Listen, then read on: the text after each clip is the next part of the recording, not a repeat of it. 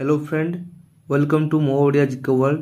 आज भिडियो में आलोचना करवा ओडिया साहित्यर कवि और तांको उपाधि विषय रे। तो चलतु भिडियो को आरंभ करवा। आज प्रथम प्रश्न होची उत्कल केशरी नाम रे किए परिचित? यार सठिक उत्तर होची हरेकृष्ण महाताप। उत्कल केशरी नाम रे हरेकृष्ण महाताप परिचित। परवर्ती प्रश्न अतिबड़ी नाम रे किए परिचित?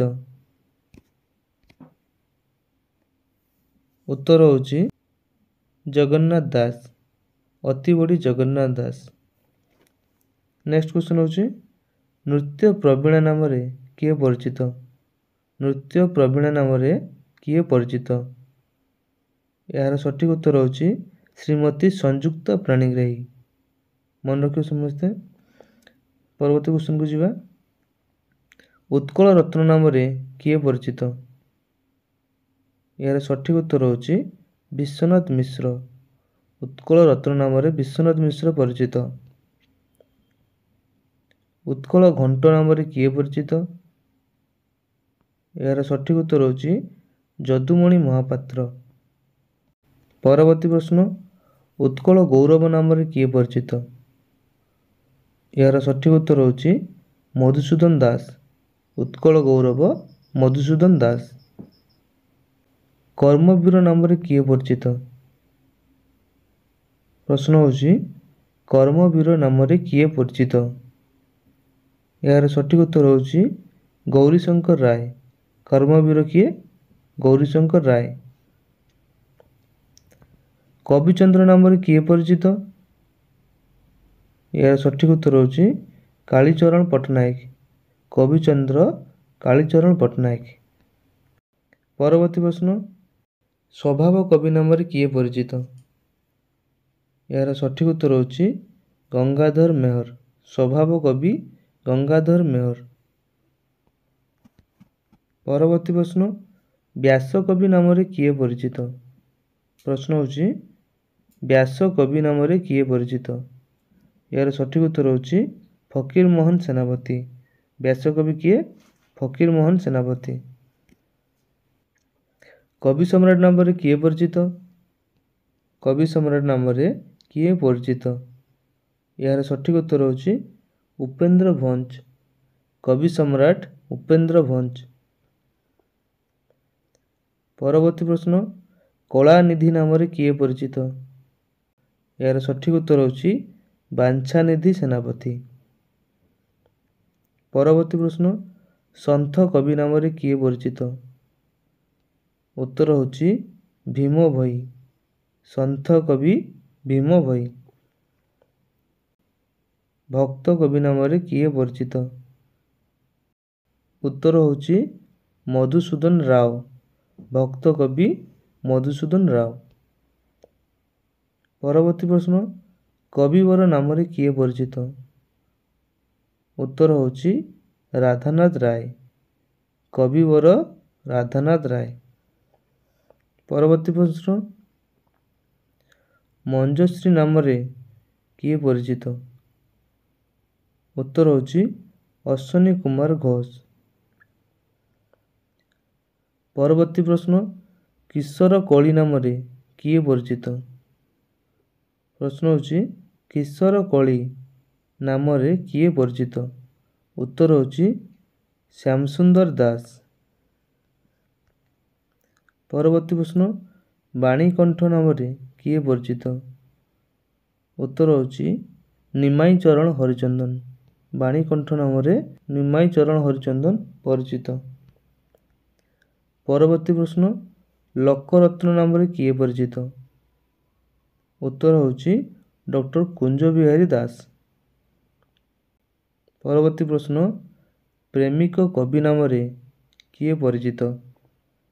यार सठिक उत्तर होची मायाधर मानसिंह।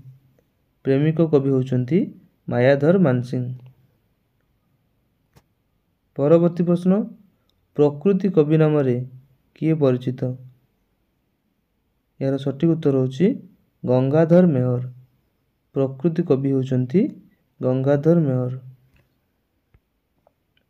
परवर्ती प्रश्न नारी कवि नाम रे କିଏ ପରିଚିତ? ଉତ୍ତର ହେଉଛି କୁନ୍ତଳା କୁମାରୀ ସାବତ।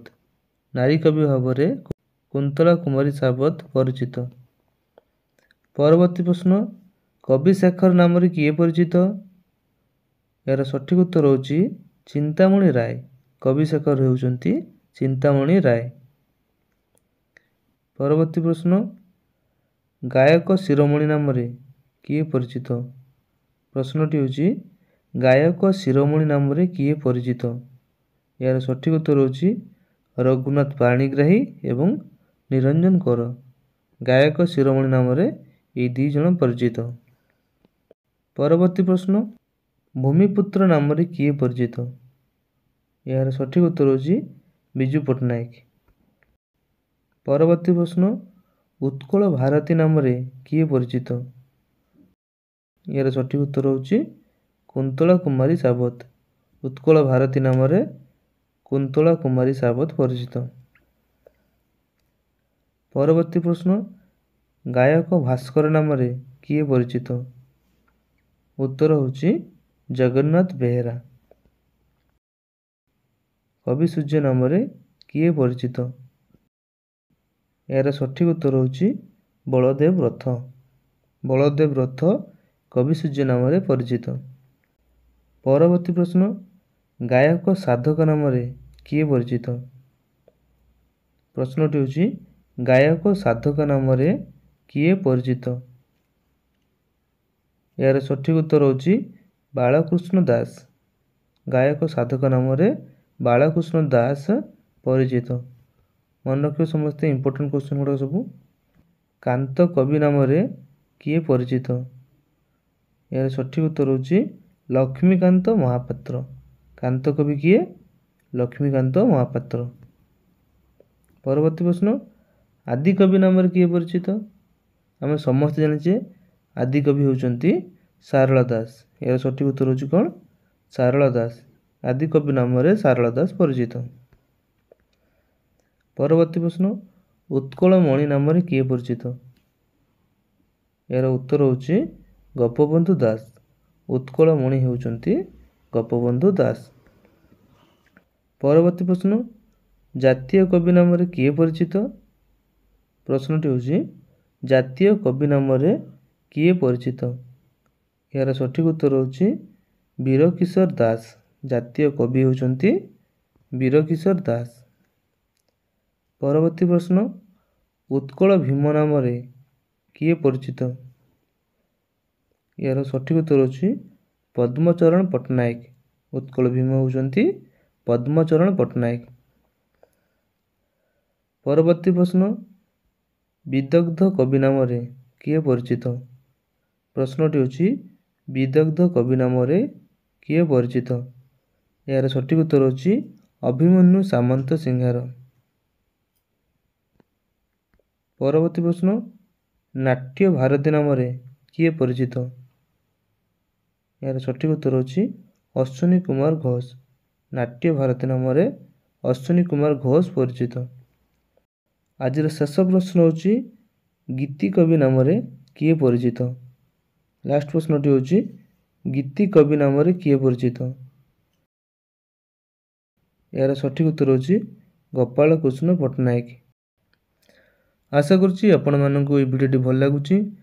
ଯଦି ଏହିପରି ଭିଡ଼ିଓ ଆପଣମାନେ ଆଗକୁ ଚାହୁଁଛନ୍ତି ତ ଆମ ଚ୍ୟାନେଲକୁ ଲାଇକ୍, ସେୟାର ଏବଂ ସବସ୍କ୍ରାଇବ୍ କରନ୍ତୁ। ଜୟ ଜଗନ୍ନାଥ।